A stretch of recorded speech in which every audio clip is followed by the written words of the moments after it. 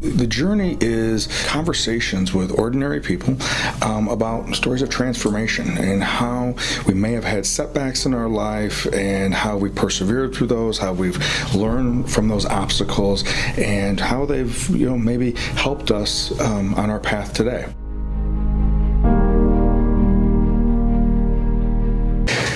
So Brian Knight, thank you for joining us on the journey. And let me just share a little bit about what the journey is about. And the journey is just having ordinary people come on and have conversation about their life. And maybe in their life they had either some obstacles, they had certain setbacks in their life, and then and what did they do with those setbacks? How did they maybe fail forward? Maybe how did they learn from those obstacles? How did they take those obstacles and turn them into opportunities? So it's really just having a conversation about some of your observations, some of your life experiences, and maybe we can share some hope for some other individuals out there maybe listening. So welcome to the journey. Thank you. Thanks for having me.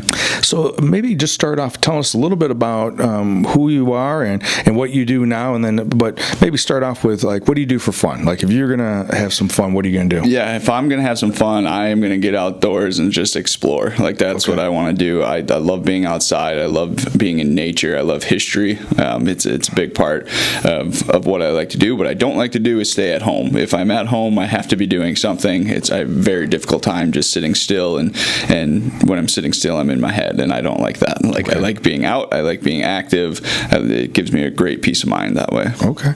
So around here, I know you'll get into it in a little bit that you're from northern Wisconsin or central Wisconsin, more the eastern side, but around here, where are some of the things that you've explored and that you've kind of found maybe off the beaten path? In the Rockford area. Yeah, in the Rockford. I like to go to different forest preserves. Okay. It's just kind of it's the best to nature I can get. Cornfields are kind of where I grew up, so it's that doesn't do it for me as much, but I like being out in the forest. I like taking my kids out for walks, and golfing I picked up this year for the first time, and that's kind of outdoors-ish. And we'll go up to the Dells, and we'll go out to Dubuque, Iowa, which is cool. I got a few other places. I still haven't been to Starved Rock. I haven't been to Galena, but those are on my list. I've been out to Woodstock, so everyone told me I need to go out to Woodstock because that's there's a film out there, right? Groundhog's Day or something. Yes, exactly. So I went out there, but different. I really like the small little communities that kind of put on shows. I live closer to Rockton, so Rockton's a really cute little town to me. All the antique shops, so we'll get the family involved. I know my other half really appreciates that, so we'll do things like that as well. Gotcha. So tell us a little bit. You mentioned earlier to me that you grew up in north of Milwaukee. So tell us a little bit about what that was like and what was growing up like. Yeah, so I grew up in a little town called Random Lake, about an hour north of Milwaukee. For me personally, it was such a small, tiny town. It was about 1,000 people. I think I graduated with 60 to 80 kids, somewhere in there. So real small and intimate. But for me, I need people, and I need a lot of people. And for whatever reason, I knew growing up there that that wasn't for me. I also have a family history of alcoholism. So my mom was at the bars constantly. People in town knew it. I remember I got picked on a lot growing up for that. That community, it was a small community, so I actually moved to San Diego about 6 months after college. I got out of there, but growing up in that community, it had a lot of qualities that I wanted but never really received as an individual. And that the small town community, the hard work, everyone's there for each other, a lot of qualities that I really desired but never really felt I got growing up in my family. Gotcha. And so obviously that's one of the downsides of a small town, right? Small, yeah. The upside is everyone knows you. The downside is everyone knows you. Yeah. Right. And so that's one of the difficulty things. Were you involved with besides just academic stuff? Were you involved with extracurricular activities, sports or anything like that? Yeah, I mean, I played pretty much anything. That's Okay. I mean, in high school, I played soccer, basketball, ran track, and baseball. Those were my 4 sports in high school. But I love sports. Sports were that was the one thing I could do growing up that really allowed me to be who I wanted to be, I guess. Okay. The downside to that is I have a lot of perfectionist complexes where it was very difficult to enjoy sports sometimes. But Yeah, explain that a little bit, because we talk a lot about the idea of how sports can help develop resiliency and help transform us, but then there's a lot of energy around the outcome when it comes to sports, and obviously that's kind of what you're alluding to. I think, I mean, obviously, when you started off as a little kid playing sports, it's fun, right? And that's what it's supposed to be. And for a lot of people, that seems to be the case. Like, they can play and they can have fun. Me personally, and mind you, I'm telling you this because I've done years of work on it and I understand it, but I think somewhere along the line, I was molded into believing that my self-worth had a lot to do with the outcome of a game, right? And a part of that was coaches who only the best players played. I was pretty athletic. I played, so that wasn't a problem, but the best players played. Seeing some of my friends on the bench never getting to play and not understand, seeing them quit and walk away from sports. Another part of it was my father placed great expectations on me, and it never seemed like I was good enough. Like, I could have a great game, and I remember being super excited and telling him about it if he wasn't there in attendance, only to be like, well, you guys could have did this, right? Like, there was always that other shoe and waiting for that to fall. So great expectations that I felt like I could never live up to. So for me, I associate, like I said, sports with just, if I'm not doing it to the best of my ability and I'm not better than you, it's not fun. So that I walked away from sports for a while because of that. Sure.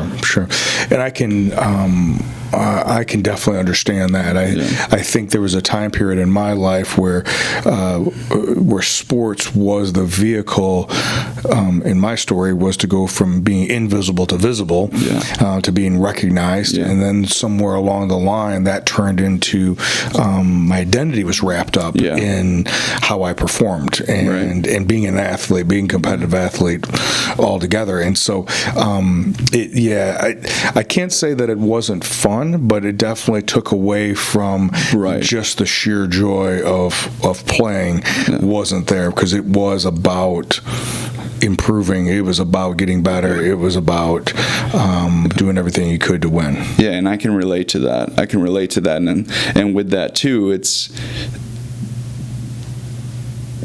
sports should be teaching us, right? They should be teaching us about just life in general, right? And winning is not everything in life. Like, sometimes you lose, which is great. You talk about the journey, right? This is what we're doing. Losing teaches you a lot in life, and you hear athletes, right? Professional athletes say, well, what makes you better? Like, I work hard. I'm in it every day. Like, I'm constantly working to be better. For me, when I lose, I just get angry. I get mad. I explode. Like, I didn't learn how to take losing as a positive. I was never able to develop that skill. Well, and I think that is when you already have some of that tendency anyways, right? And then you have people that you value their feedback and value their opinion, and they are, and maybe they just don't know any better, right? Maybe they just don't know what they're actually doing. But what the translation of the message is, I'm just not good enough, right? And so because I do think, some parents intentionally are malicious about always wanting their kids to feel less than. But I think a lot of times parents and coaches and just people that are of influence, it's more of ignorance. Instead of talking about how things went well and what did you get out of that, it's more about asking them, what do you mean you got a 98 out of 100? What happened to the other two? Now, maybe they were joking, but for some of us, we'll take that very, internalized. Now, if someone asks me, what can I learn about those two that I got wrong? That's a different thing than implying that it wasn't good enough getting a 98%. Yeah. You know, and Yeah. so you were involved with sports. Where did you go to college? I went to Lakeland College for 1 semester. Okay. And I bolted after that. Okay. And that's when you went to San Diego. Yeah. Around that time, I started drinking, and I was probably 12 years old when I started drinking. Okay. And when I got to college, like, school was never something I really put a lot of focus on to begin with. I went to college to play soccer. So I played my freshman year. Halfway through the semester, partying was more fun. Around that same time, I started hooking back up with my mom, who I lost contact with for a couple years, who is also an addict. And I got involved with cocaine, crack at that time, and just like something about, I knew that I needed to leave, right? Like, that wasn't the lifestyle I knew I wanted to live. So I bolted and moved to San Diego. Okay. About 6 months after that. So I was 19, 1 year removed from high school, and I moved. Okay. And why San Diego? Did you know people out in San Diego? What was it? I had grandparents out there. And I just, I always thought it'd be cool to go live the California lifestyle. Sure. So, okay. Yeah. So I just thought that was the place I wanted to go. Okay. So how long were you out in San Diego? So in San Diego, I was out there for probably about 2 years. Okay. And then while in San Diego, I was out there for about a year, just working, trying to figure out my life. And then that fall came around, and I was like, okay, I'm part of the agreement to live with my grandparents was to go back to school. So I applied at a community college. Well, as soon as I got into community college, the first thing I did was I met a girl. So as soon as I met that girl, we did a semester. Same thing. I kind of attended classes, mostly didn't go. School just, I did not apply myself in school like I should have. And so I met this girl. She had been from Seattle, and she's like, hey, you're not really going anywhere in your life. Like, my dad builds houses up in Seattle. Do you want to go? Do you want to work for him? And I was like, you know what? That's a great opportunity. Like, absolutely. So 2 months after living in San Diego, I bolted up the coast and moved to Seattle. Okay. So you were in San Diego for 2 years. Then you moved up to Seattle. Moved up to Seattle.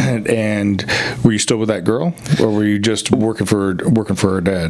So I was with that girl. I worked for her dad. We were together probably 2-3 years after I moved up, but it was a super unhealthy relationship.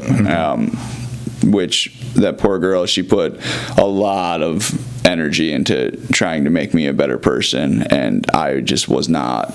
I didn't see it. I mean, going back to early childhood, I got a lot of issues stemming from. My mom was an addict, and she kind of abandoned us at the time I was about 12. My father, he looking at it now, like, the guy was working his butt off trying to support 4 kids. He was a roofer, so he was gone from sun up to sundown, and I didn't see him a lot, but from that, I got a lot of perfectionist complex, and my dad, I was never good enough for my dad, and a lot of self-worth came from that aspect. But so a lot of this started coming out on this relationship, right? Like, when you're at that stage in your life and you don't know anything, you're not doing therapy. It's just my way of coping was to make her feel awful, to make myself feel better. And out of nowhere, for some reason, like, something clicked with me, and I was like, I need to leave. And during that time, a lot of drinking, a lot of partying, and a lot of unhealthy things that come with that. Okay. So mom and dad were together up until you were 12. You were in the lineup, are you? I'm second oldest. Second oldest, yeah. Okay. And so you're one of the older ones. And so some of those seeds were already being planted, right, regarding that not being good enough. Mom was distracted because of her own things that she was dealing with, the alcoholism and everything like that, and then she leaves, right? Right. And you're right. I think a lot of times, if we if we don't address those things, head on, they come out sideways. Usually with the people that we don't want them to, in these relationships, and then unfortunately, it doesn't look like it did when we were growing up, but maybe the feelings of not being good enough, the feelings of not being able to get it right, or vulnerability, or whatever it may have been, then just brings up frustration, and then it comes out sideways. Yeah. So you're in Seattle for a couple more years, and then you leave. You end up leaving Seattle. Well, the greatest thing in my life happened. I ended up getting a job as a flight attendant. So at that time, I thought it was amazing because I got to be a 23, 24-year-old male working as a flight attendant. I got to go experience all over the country. I get to party. It was very conducive to what I wanted to do, and that was just have fun and party. That didn't last very long because you can't really do that in a career setting, and again, still never addressed any of these complexes, and got in another relationship with another girl, and the same tendencies started to happen. When I drink, I can't control my emotions, and that's a big thing. A lot of jealousy, a lot of rage, a lot of just awful emotions that I have no business putting alcohol in my body. One night while on a trip with this girl, we were in Atlanta on a layover, and we went drinking, and I just lost it. I got way too belligerent, and I got to the point where I was done. I was like, I'm going to kill myself. I vocalized it to her, and it was it was an awful night for her. I put that girl in a really bad position, and I was very close to dying. After that, I woke up and I finally vocalized it to an aunt who I trust more than anything in my family, and we talked about it, and we thought rehab was where I needed to go. So you were 23, 24.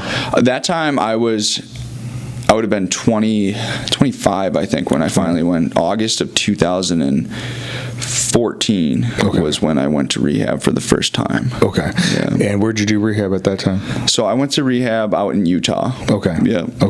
And so went and that was a residential program. I did about 50 days probably.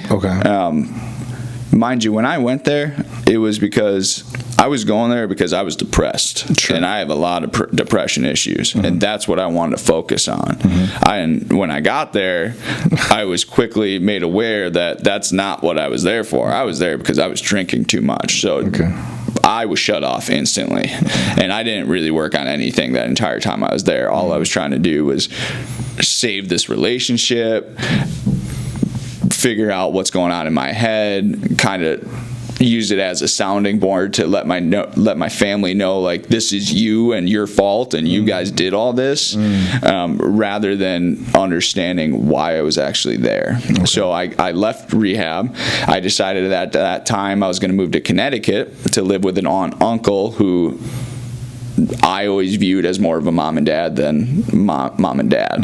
So I moved there, and with the best of intentions, obviously.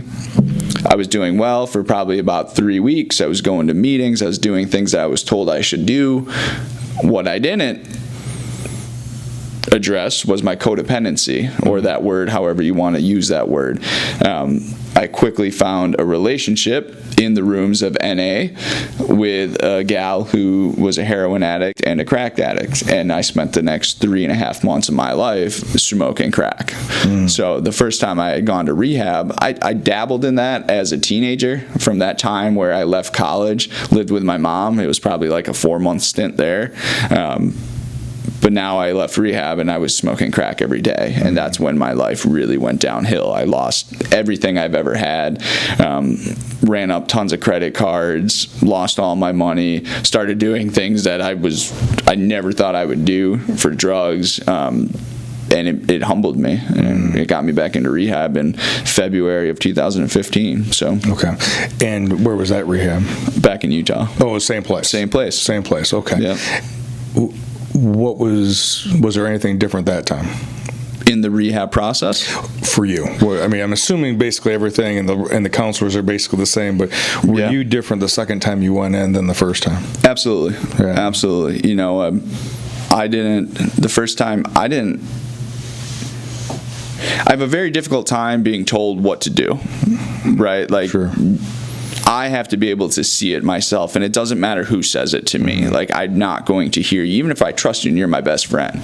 Like, I'm not going to hear what you have to say unless I physically, like, believe it myself. Or you put something on paper that shows me, like, yeah, by doing A plus B, you're going to get C. Like, I have to be able to see what it is. It may have something to do with childhood.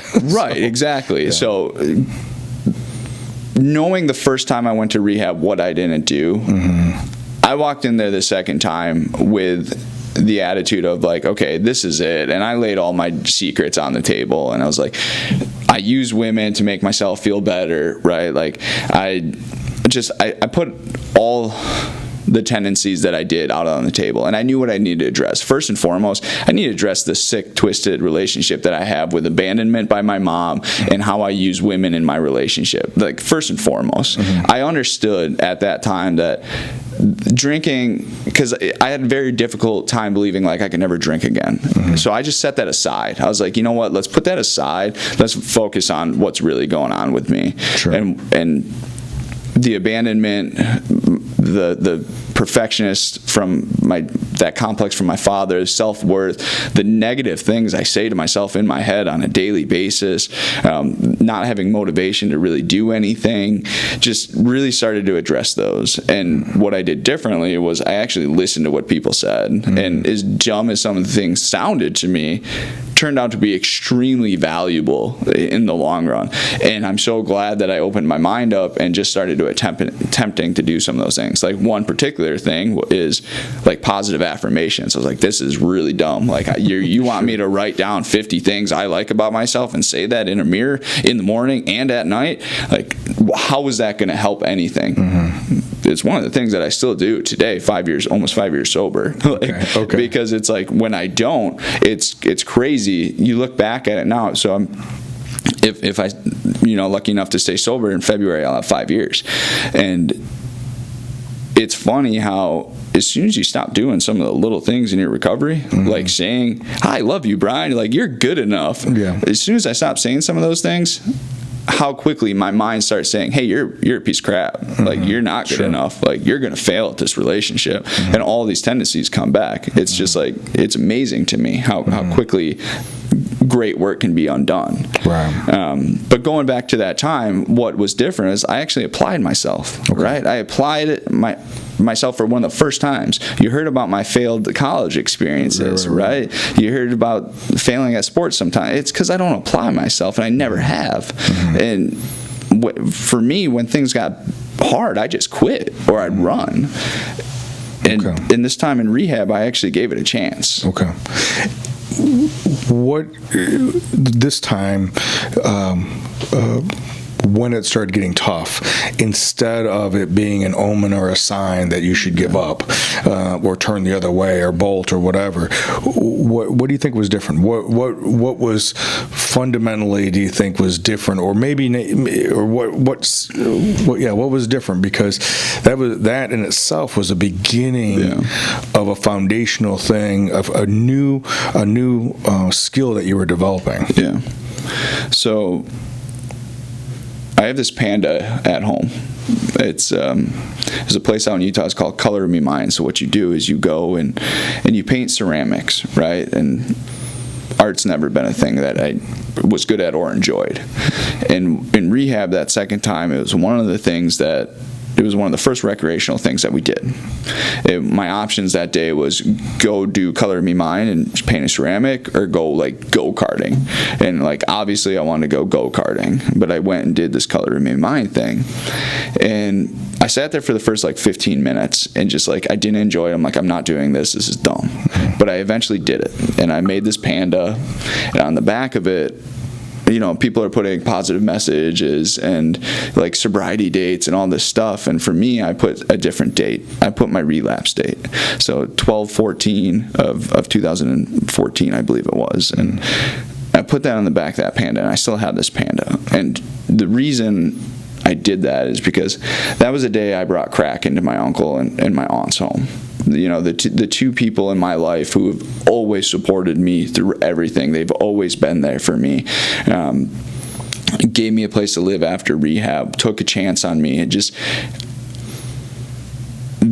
love is very powerful, right? Like, especially for me, like, love is everything to me, and I hurt those people. And that to me was more powerful than anything I could ever do to myself, right? So I have that Panda still, and I have it on my desk at home, and I see that thing every day because it's a daily reminder that, like, I don't ever want to forget what I did to them. Like, that wasn't okay. And so much of our life is like, we want to put blame on everyone else. Like, a lot of the stories so far, I'm saying, like, what happened to me, with the understanding it's more to put the story in place, right? Like, I understand now, like, it's a part of my story, but it's still me. Like, my actions are the reason I'm an alcoholic and the reason I smoke crack, and like, those are my actions. And that was a specific action that changed my life forever. Because if I didn't have that moment, if I didn't go out of rehab as an alcoholic and start smoking crack, I might still be drinking today. I don't know if I would have ever realized that alcohol was bringing my life down to the point where I wanted to kill myself, and that wasn't even enough to open my eyes. So just understanding that the people who I knew care about me a lot, I really affected.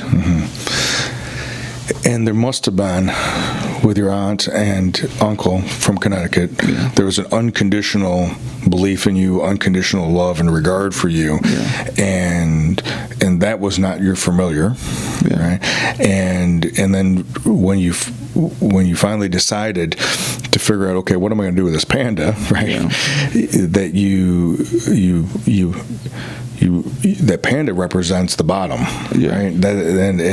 And so there's a humility that comes with that, and then but also in this case, what I'm hearing you say, Brian, is it was the beginning of saying, I may not be able to fight for me yet, but I will fight because someone else believed in me. Exactly. And with that as well, it's just looking at that thing and for the first time being like, you know what, I did it, and it's not that great, but I did it, and I accomplished it, and I tried, and it was actually enjoyable. And just that, I remember that day so vividly because it's like, I know that's when my brain started to change a little bit, and I was able to change my perspective. No longer did I need to be the best at everything I did. Like, I could just do things, and that was good enough. Yeah. So it's interesting, you know, we sometimes we talk about this idea that we're either chasing after a dragon, you know, of being good enough, or we're being chased by, you know, by one. And then coming to a point where that maybe what I need to do now is change my perspective, and maybe I just need to step into the ring. Maybe I don't need to be the best. I just need to step into the ring and participate and still give 100%. But doesn't necessarily mean that the outcome has to be a certain way or it's off or not.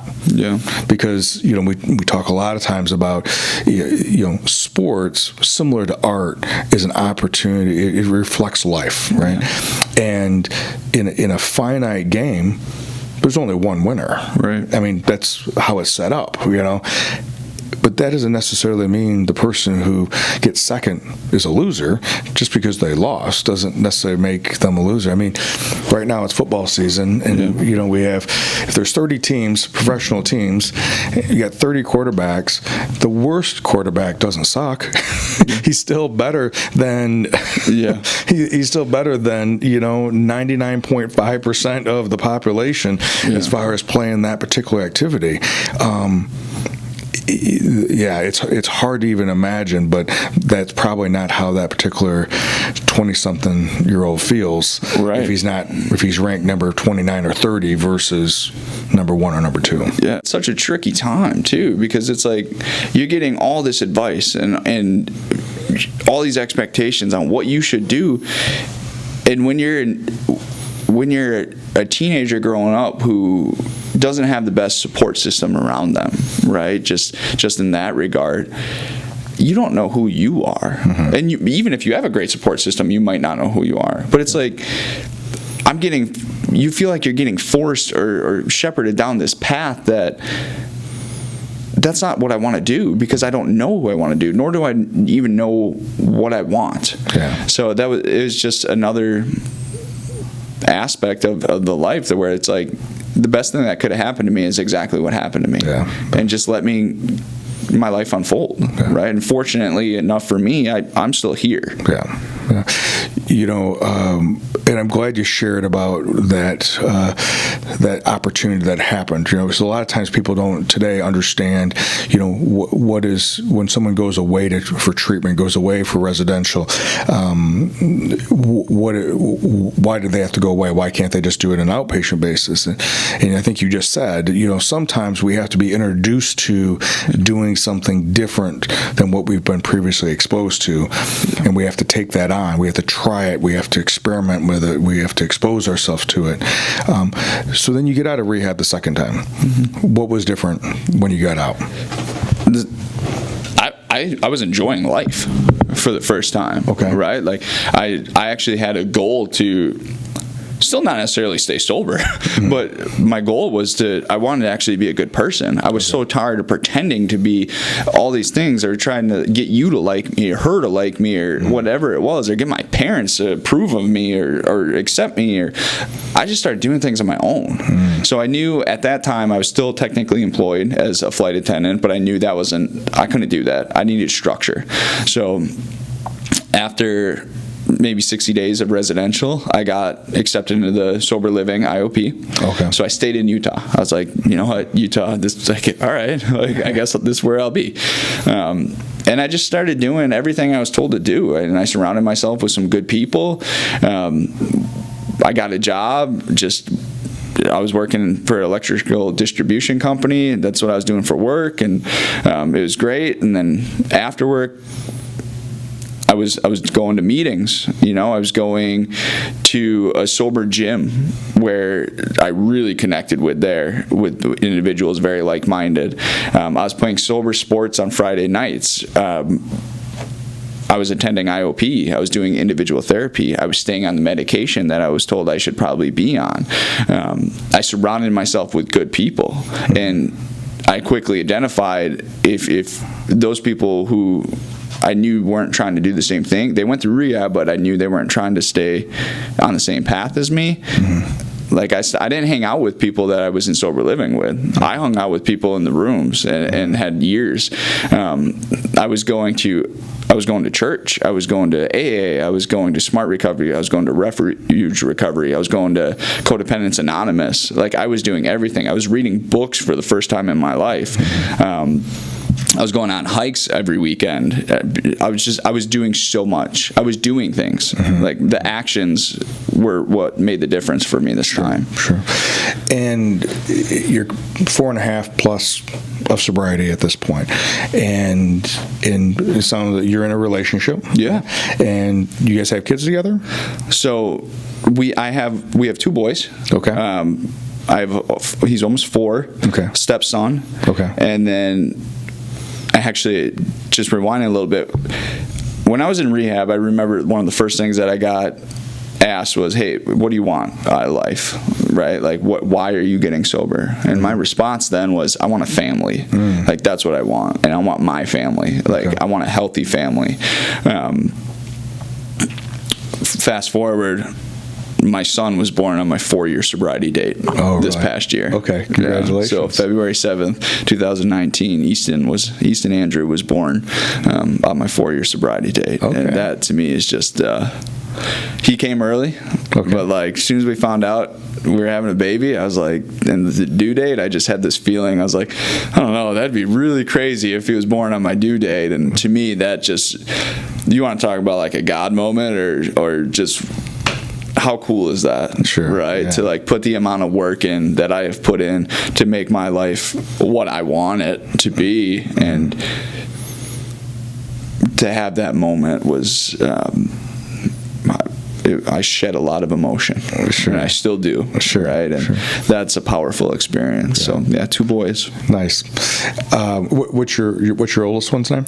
Eli and Easton. In Easton. Okay, and Eli's 4, you said? He'll be 4 November 26th. Okay, and then Easton will be a year this coming. Yeah, he's actually 8 months today. Okay, all right, and it is amazing how when we can get out of the way, right, of our thinking, how things can be revealed to us. Yeah.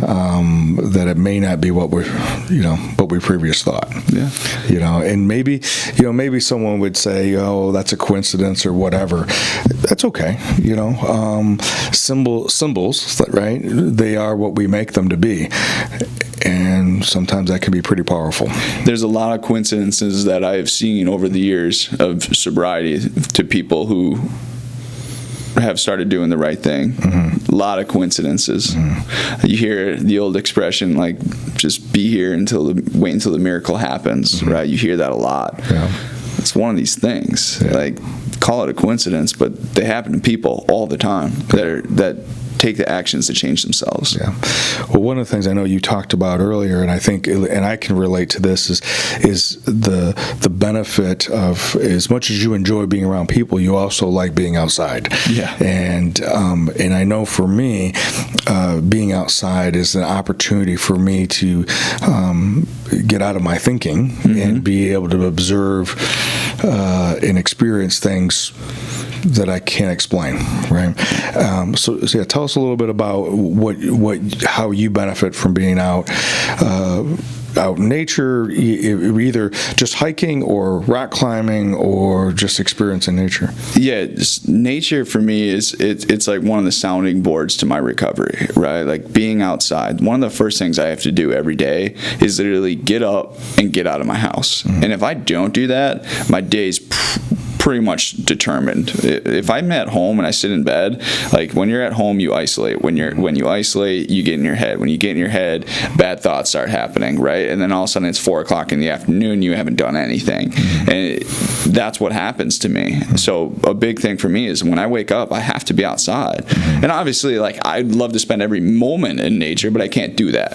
Sure. So when I have an opportunity, it's like, take my kids for a walk, go outside. Like, prior to having family, I was in the mountains all the time, mm-hmm. right? Like, just getting out and hiking. When I lived in Utah, I moved to Rockford 1.5 years ago, so not really any mountains here, but still can experience nature. This time of the year, the leaves are changing. Mm-hmm. Get out, because what it reminds me is, like, there's things that are bigger than me out here, mm-hmm. right? And it reminds me to be present, and it just clears my head, and it gives me a peace of mind. Mm-hmm. Yeah, well, last night it was it just happened to be one of those nights. It was a cool October night, and the sun was starting to go down. There was a sunset happening, and the sky just was like, as I was watching it turn from this pink to this, a little bit deeper red to orange to bluish gray, purple. I mean, it was like amazing,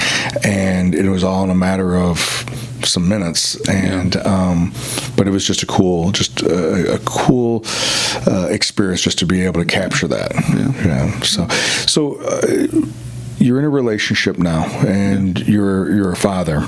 Yeah. And so one of the things that, and I think it's important for people to recognize, but I want to hear some of the things that you do to stay grounded and continue to grow, is that we have some old wounds that it's not that they ever necessarily go away. It's that what we do things differently with them, right? Yeah. And you mentioned the word codependency, yeah. or this idea of enmeshment, or get my identity wrapped up, or I feel good because yeah. I'm okay because yeah. you think I'm okay, type of thing, right? And how have you noticed with that? Because that's one of those things, right? That's one of those core wounds, and the alcohol or the crack or whatever just came in to self-medicate that. Exactly. And not to say that the alcohol or the crack, if there is such a thing as socially using crack, can ever be part of the diet. Yeah. It's not saying that, but the core of of unrest, of getting into that negative thinking, is that enmeshment with a significant other. Right. What things do you do today? What things have you learned to do today differently than in the past so that you can stay clean about that? I mean, the first and foremost, the one thing I don't understand is when you're in a relationship, I need to love me and you need to love you so we can love each other. Like that is the first thing I learned about a relationship. I knew when I got sober, I didn't get in a relationship to be honest, this is my first real relationship in recovery. Dated another girl for a couple weeks, but it's just like I mainly focused on me, right? And I still do that. I'm an individual that requires a lot of work to stay in a good headspace. And some of those daily reprieves that we do are, you wake up in the morning, you get out of your house, you go to the gym, you work out, you get your day feeling good, you get those endorphins running, right? You get on your medication. If you need medication, you stay on that. Positive affirmations, again, something I need to do every single day. Gratitude is a huge one. I have to stay in a state of gratitude. And it needs to be something different every day, right? Service work, surrounding yourself with a healthy community. Those are all things that I do to make myself feel good. So that way, while I'm in this relationship with an individual who is an absolute saint, and if she ever listens to this, which I hope she does, like you hold our house together, because she's an amazing person. She cares for my children. She loves me when I'm not having good days. Like she loves me unconditionally, which is a different experience, right? Because like I still have days, right? Not every day is a great day. But just being able to communicate how you feel with somebody and what's really going on in your head, and not trying to protect them or save them, which are huge codependent qualities, right? Like I don't have to save her. I don't have to. My self-worth doesn't depend on if she loves me or not, right? Like those are a lot of those codependent issues that I had to learn and weirdly unwrap, because it all somehow related back to that abandonment piece, right? Like, because then as a child, and even still a little today, like I need my mother's love. Like I deserve that love, and I never really got that in the form that I needed, right? And so those always got tied up into my relationships. So just being able to work on myself first and foremost and continually make myself a healthier person every single day allows me to have a healthy relationship. Jealousy, like understanding that jealousy is just a feeling, right? Like you can feel jealous and you don't have to act on that. I don't have to have a narcissistic quality where I have to comment on every time I think a guy's looking at you or I feel insecure. Like just emotional regulation, right? In a sense, right? Well, I think one of the things, and that I think you said it perfectly, and that's one of the things that I appreciate. I'm hearing you express, and you haven't even used the words, but I've heard you express, is there's a level of humility, right? And it comes from not only being at having a bottom, but recognizing that, and then being willing to listen to others and do it differently, and then evolve and outgrow that, right, and make it your own way. But when we struggle with some of the issues that you struggle with, that you use the word abandonment issues from mom, and she may have loved you the way she could love you, right, but it wasn't how you as a little boy needed to be loved, right? How that can manifest in our relationships today is that we may not always trust what's happening, right? We wrestle with that idea of trusting and being vulnerable. The more that I'm in, the more vulnerable I'm in. And do I trust that this is going to be different this time? Yeah. And so that's where those insecurities come up. That's where that jealousy comes up, and that's where those things. What things? And again, that's working on you, because it has nothing to do with anybody else, really. Yeah. Now there are people that are toxic and that are maliciously doing some things things or even doing things out of ignorance, but many times, there'll be things that we're reacting to because it's old wounds.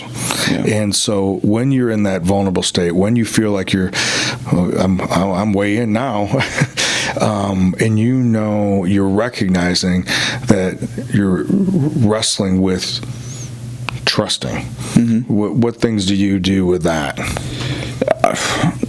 For trust, I mean, that's, for me, it's meditation. Okay. Right? Like, whether that's in the form of getting in my car and listening to music, belting out a song, just sitting and listening to an actual meditation, whether it be guided or just listening to some ocean breeze, right? Like, getting myself back to center, right? Because that's all. Trust, to me, correlates directly with faith, and faith in the terms of believing that it's going to be okay. And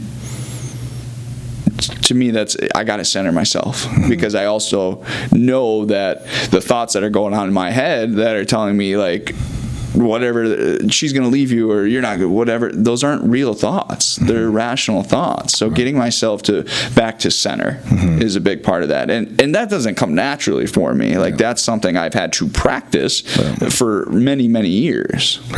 Well, and I think the other part of it, like, we talk about this idea of that to love and to accept and receive love is a choice. Yeah. Right? To love is a choice. To receive love is a choice.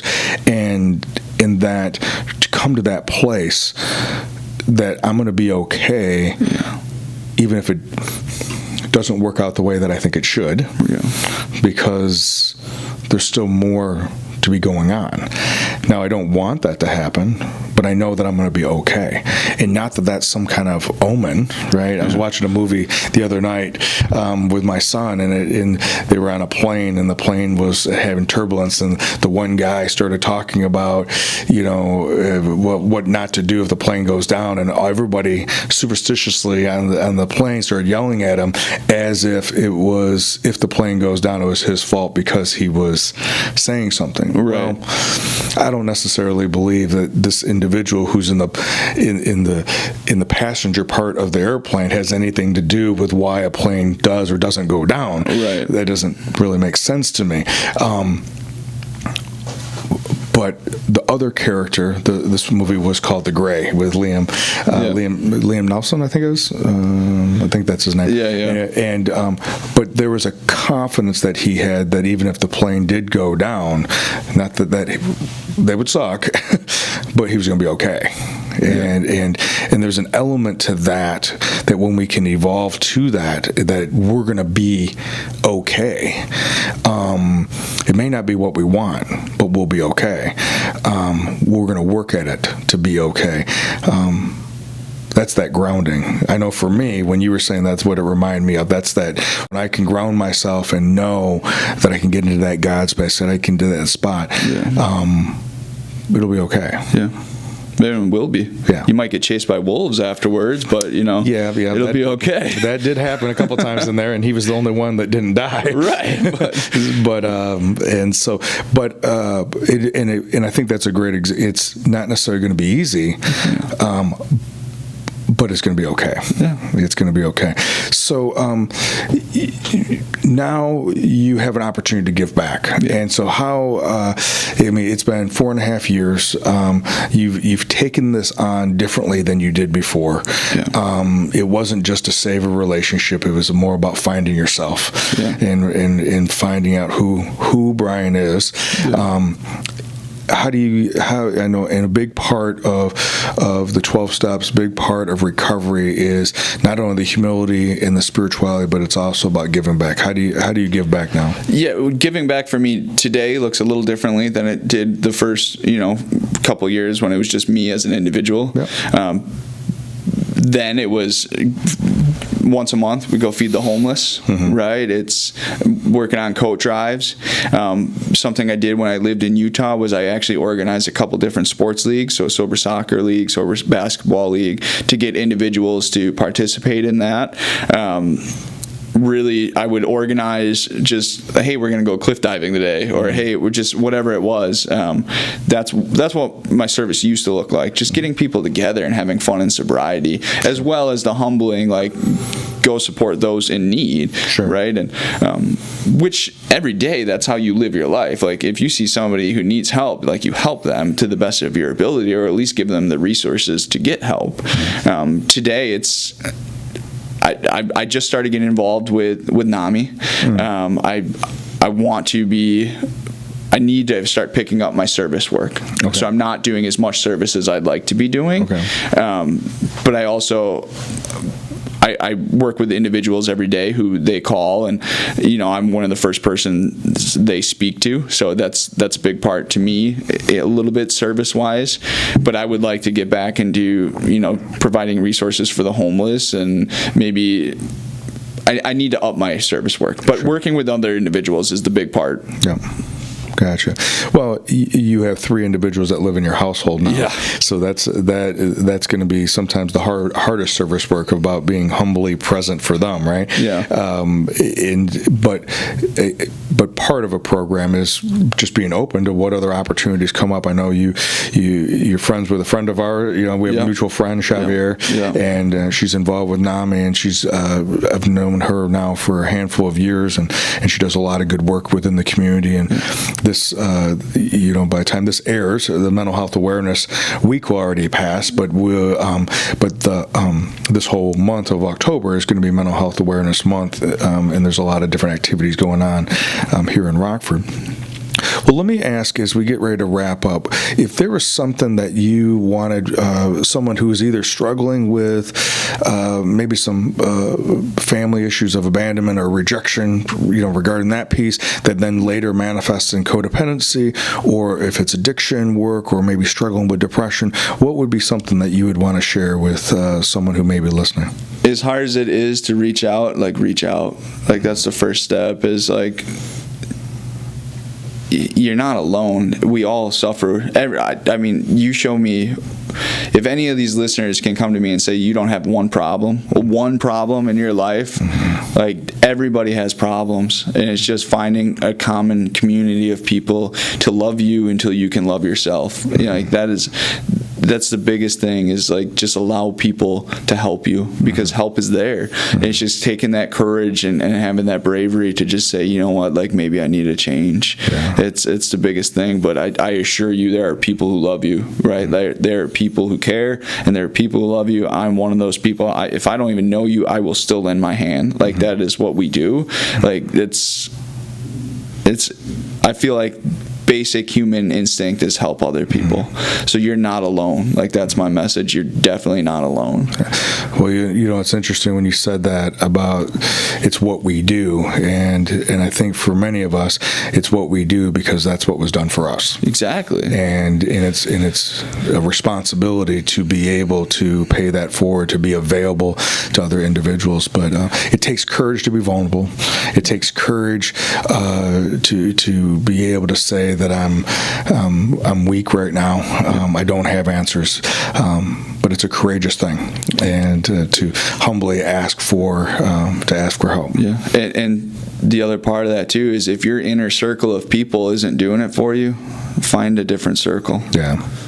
Yeah, no, I agree. Brian, thank you very much for being on the show. I appreciate your vulnerability and your humility of being here and the journey that you've been on, but how your willingness to be able to be there for other individuals, but how you're learning through recovery how to be that man for your woman of choice, and be a father to those 2 young boys. Yeah, absolutely. So thank you. Thank you for being with us today. Again, just listen to Brian's story of how he's gone through and learned how some old stuff that happened, or in this case probably didn't happen for him when he was growing up, that carried and haunted him until he addressed those and faced those dragons. And now he has some tools and has some ways of dealing with that. As we always talk about this idea that there's hope and there's light, and how can you be a light in someone else's darkness? Thank you very much for being with us this week, and I look forward to meeting with you next week.